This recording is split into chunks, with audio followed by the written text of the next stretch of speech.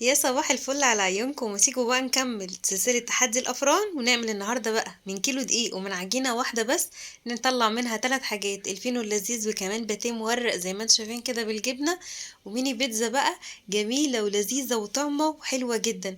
ما شاء الله الحاجة اللهم بارك، زي ما انتم شايفين نتيجتها طالعة جميلة جدا. الفينو بقى والباتيه التحفة اللي انتم شايفينه دوت، ومورق ولذيذ وطري جدا ولونه موحد، وكمان الميني بيتزا اللهم بارك شكلها يفتح النفس زي ما انتوا شايفين كده. تحطوها بقى لاولادكم في اللانش بوكس، وكل سنه وانتوا طيبين. ويلا بينا نشوف عملنا الكلام ده مع بعض ازاي.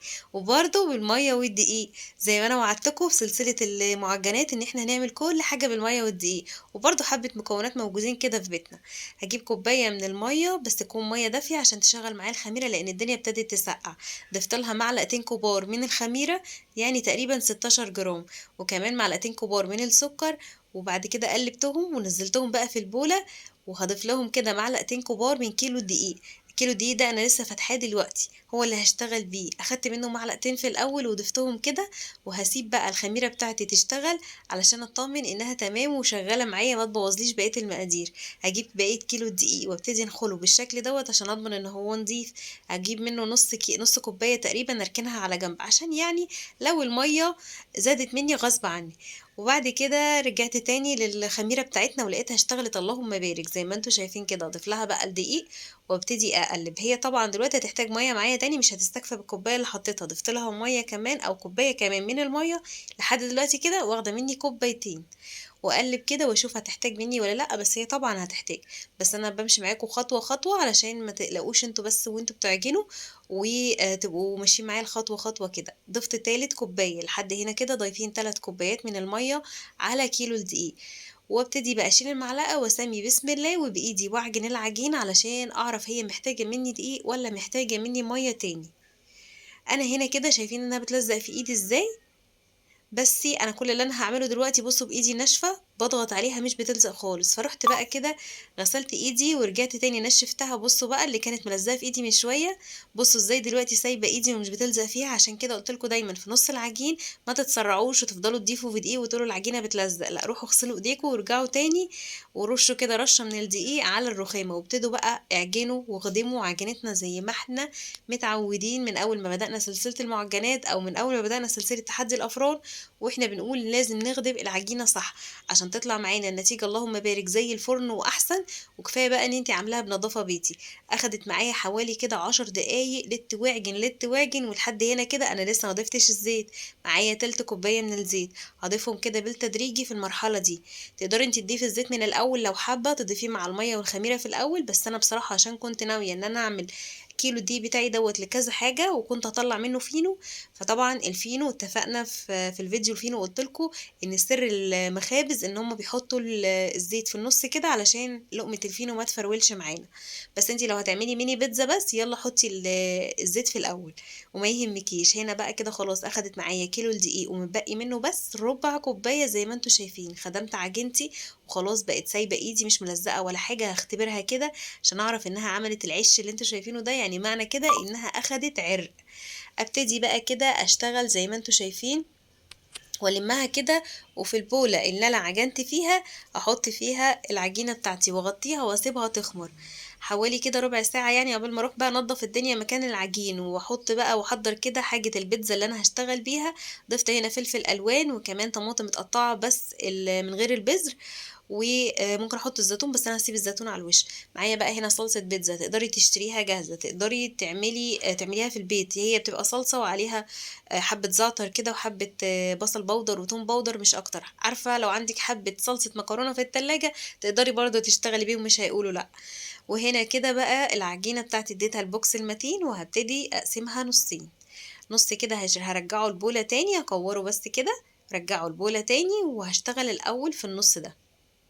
العجينة ما شاء الله معايا عاملة زي الملبن في ايديا. كل اللي انا هعمله بقى في النص دوت ان انا هفرده كده بسمك يعني 1 أو 2 ملي بالكتير عشان تكون البيتزاية بتاعتي كده تكون رقيقة وما تكونش ايه يعني نفخة قوي زي الفينو.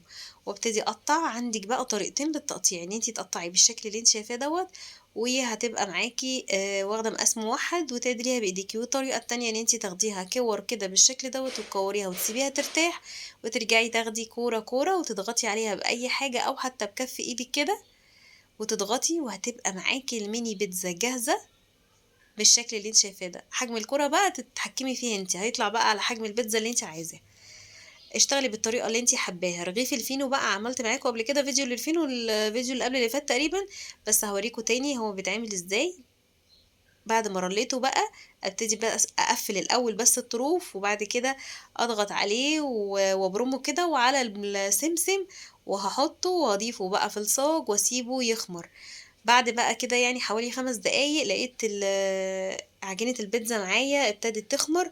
هجيبها كده واضيف لها بقى كده ادهنها دهنة من الصلصة، وكمان هرش عليها الخضار. وكده بقى هنا ببقى محتاجة ابني يساعدني، فجه ساعدني وحط هو الزيتون.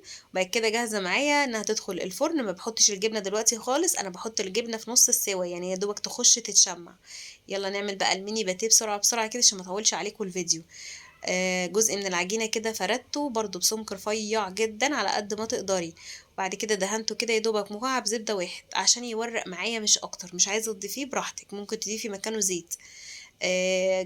طبعا كانت الزبدة بحرارة الغرفة. دهنتها كده على العجينة بتاعتي وفردتها. وبعد كده حطيت اي جبنة تحبي تحشيها، اي حشوة اللي انت عايزاها، جبنة بيضة، جبنة براميلي، اي جبنة، بس يعني بعيدي عن الجبنة اللي يكون فيها سوائل كتير. وتبتدي كده تروليها وتضغطي عليها، وهتقطعيها بقى الحجم اللي انت حباه، وتطلع معاكي بأجمل شكل كده، مورقة ولذيذة وطعمة. وعايزة أقولك طعمها جميل جدا. رشيت بقى على وشها كده حبة البركة وسمسم، وبقى كده كله جاهز معايا. الميني بيتزا والميني باتيه وكمان الفينو كله جاهز انه يدخل الفرن، وكمان كله خمر. ادخله بقى على درجة حرارة عالية جدا. طالما معجنات دخلي على درجة حرارة عالية جدا. بعد 5 دقايق كده بس من بعد ما دخلته الفرن يعني، رجعت كده خرجت البيتزا تاني، هي كده اتشمعت معايا. وابتديت اضيف لها الجبنه. انا معايا هنا جبنه موتزاريلا على جبنه رومي. هي دي او هي الخطوه ديت اللي بتخلي معاكي البيتزا الجبنه تشد في البيتزا. ان انتي تدخليها تشمع الاول، وبعد كده تضيفي لها الجبنه وتدخليها تاني في اخر 10 دقايق، وبتطلع معاكي اللهم بارك كده. تغطيها بقى بكيس بلاستيك، وبتطلع طرية وجميلة ولذيذة. وزي ما انت شايفة كده طعمها، عايزة اقول لكم كان جميل جدا. والفينو بقى وجمال الفينو ولا الباتيه وتوريقاته وطري جدا وشكله حلو قوي. الحاجة هتعجبك، بس انت اهم حاجة تخدمي عجينتك كويس، وكمان تدخل على درجة حرارة عالية، وهتطلع معاكي نتيجة اللهم بارك. هتدعيلي عليها. بصي بقى كده توريقة، وبصي واخد لون من كل النواحي زي بعض ولون موحد. والميني بيتزا بقى حاجة كده جميلة. اخدت الكيلو دي يطلع معايا 30 قطعة من البيتزا، وكمان 10 رغيفة فينو و11 وحدة باتيه. لو عجبك متنسيش اللايك.